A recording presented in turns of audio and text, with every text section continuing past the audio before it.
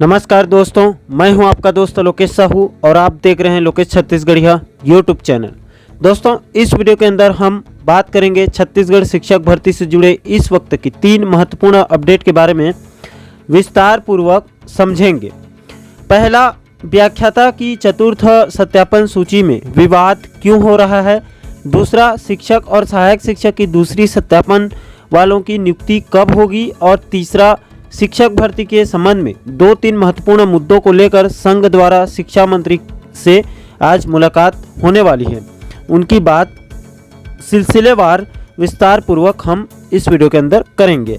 इसलिए दोस्तों, शिक्षक भर्ती से जुड़े इस वक्त की तीनों महत्वपूर्ण अपडेट को बारीकी से समझने के लिए वीडियो को अंत तक जरूर देखें। तो चलिए दोस्तों, आपका और वक्त जाया न करते हुए वीडियो को शुरू करते हैं। दोस्तों, सबसे पहले हम बात करेंगे व्याख्याता के तृतीय पूरक चयन सूची, जो कि विभाग द्वारा कल जारी करके पोर्टल में अपलोड कर दिया गया है, जिसको लेकर विवाद चल रहा है। दोस्तों, विवाद की हम बाद में बात करेंगे। पहले हम सूची में कितने कितने पदों पर लिस्ट जारी की गई है उसे समझ लेते हैं। तो दोस्तों, सबसे पहले इस पेज को देखिए। इसमें ये फ्रंट पेज है। इसमें यहाँ पर लिखा है लोक शिक्षण संचालनालय छत्तीसगढ़ चतुर्थ पूरक सत्यापन हेतु सूची जारी। इसमें आगे लिखा गया है कि व्याख्याता पद पर सीधी भर्ती हेतु जारी चतुर्थ पूरक प्रावधिक चयन सूची के अंतर्गत मूल अभिलेखों से सत्यापन हेतु उपस्थित होने वाले अभ्यर्थियों की विषयवार सूची। इस सूची में अंग्रेजी विषय में 1 से लेकर 62 नंबर तक, यानी कि कुल मिलाकर अंग्रेजी में 62 अभ्यर्थियों का चयन हुआ है सत्यापन के लिए। इसी प्रकार केमिस्ट्री में 33 अभ्यर्थियों का 33 अभ्यर्थियों का चयन हुआ है। इसी प्रकार फिजिक्स में 13 लोगों का चयन हुआ है। इसी प्रकार बायोलॉजी में 30 अभ्यर्थियों का चयन हुआ है। उसी तर्ज पर गणित में 50 अभ्यर्थियों का चयन हुआ है। इसी प्रकार दोस्तों, आप देख सकते हैं कॉमर्स में 16 अभ्यर्थियों का चयन हुआ है।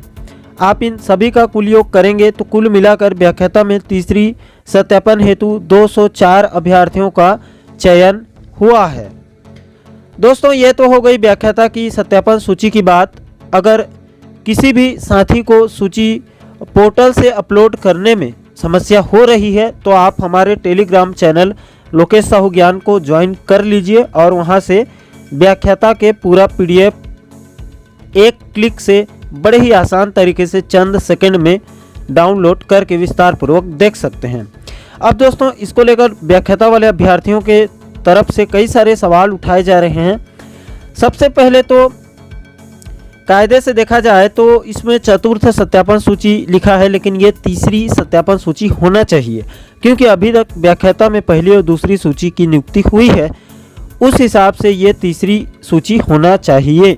दूसरा सवाल ये है कि इसमें चयनित अभ्यर्थियों के सिर्फ रोल नंबर दिया गया है, उनका नाम और पूरा विस्तृत जानकारी नहीं बताई गई है। इसके अलावा अलग अलग विषयों में कम लिस्ट जारी करने के संबंध में भी बहुत सारे अभ्यर्थियों के द्वारा नाराजगी जताई जा रही है। अब दोस्तों, विभाग ने कैसी सूची डाल दी है ये तो विभाग ही जाने, लेकिन दूसरे तरफ व्याख्याता वाले एक नहीं कई सारे अभ्यर्थियों के द्वारा सवाल उठाए जा रहे हैं।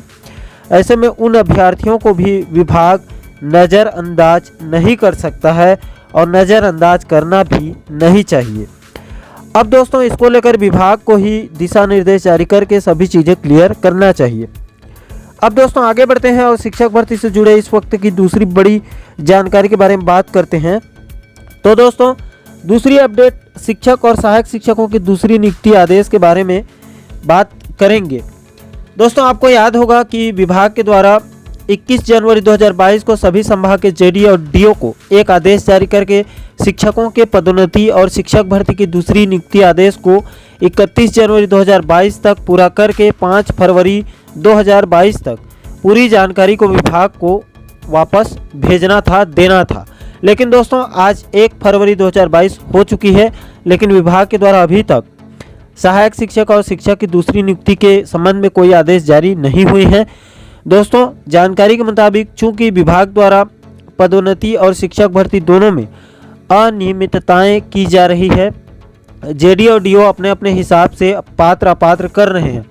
दोस्तों, जानकारी के मुताबिक दूसरे सत्यापन के समय कई जिलों और संभागों में 2011 टेट वाले अभ्यर्थियों को पात्र भी कर दिया गया है, कई जगह अपात्र भी कर दिया गया है। इसके अलावा स्नातक में 50% से कम वालों को भी कहीं कहीं पर पात्र और कहीं कहीं पर अपात्र दोनों कर दिया गया है। इसके अलावा जिन अभ्यर्थियों ने डीएड और बीएड के साथ टीटी पास किया है उनको भी पात्र और अपात्र दोनों कर दिया गया है, अलग अलग जगह में अलग अलग। ऐसे कई सारे अनियमितताएं सामने निकल कर आई है। मतलब भर्ती में एकरूपता और पारदर्शिता की भारी कमी है और विभाग द्वारा उन गलतियों को सुधारा जा रहा है, इसीलिए देरी हो रही है। दोस्तों, जानकारी ये भी मिल रही है कि विभाग द्वारा इन सभी त्रुटियों को सुधार कर 1 सप्ताह के अंदर शिक्षक और सहायक शिक्षक की नियुक्ति आदेश जारी कर दी जाएगी। अब दोस्तों आगे बढ़ते हैं और शिक्षक भर्ती से जुड़े इस वक्त की तीसरी और अंतिम अपडेट के बारे में विस्तार से बात करते हैं। तो दोस्तों, इन्हीं अनियमितताओं को लेकर संघ के पदाधिकारियों द्वारा दूसरी सूची से जुड़े 3-4 महत्वपूर्ण मुद्दों के साथ आज शिक्षा मंत्री टेकाम साहब से मुलाकात करने वाले हैं। इसके अलावा इसके साथ साथ डीपीआई के अधिकारियों से भी मुलाकात हो सकती है। इसके संबंध में शाम तक लेटर हेड जारी करके इसकी सूचना सभी को दे दी जाएगी, सार्वजनिक कर दी जाएगी, जिसमें सारी चीज़ें साफ हो जाएगी। तो दोस्तों, आशा करता हूं कि आप इस वीडियो के माध्यम से शिक्षक भर्ती से जुड़े इस वक्त की तीनों महत्वपूर्ण अपडेट को बारीकी से समझ चुके होंगे। दोस्तों, शिक्षक भर्ती के ऊपर लगातार नज़र बनी हुई है। आगे इस संबंध में जो भी नई अपडेट, जो भी नई जानकारी मिलेगी तो आप लोगों को वीडियो के माध्यम से जरूर बताएंगे। इसलिए दोस्तों, आपसे निवेदन है, शिक्षक भर्ती से जुड़े सभी महत्वपूर्ण अपडेट को बारीकी से समझने के लिए चैनल को सब्सक्राइब जरूर करें, ताकि हमारे सभी नए वीडियो आप लोगों तक तुरंत पहुंच सके। दोस्तों, अभी के लिए फिलहाल इतना ही, मुझे दीजिए इजाज़त। मैं मिलता हूं आपसे एक और महत्वपूर्ण वीडियो के साथ। तब तक के लिए जय हिंद, जय छत्तीसगढ़।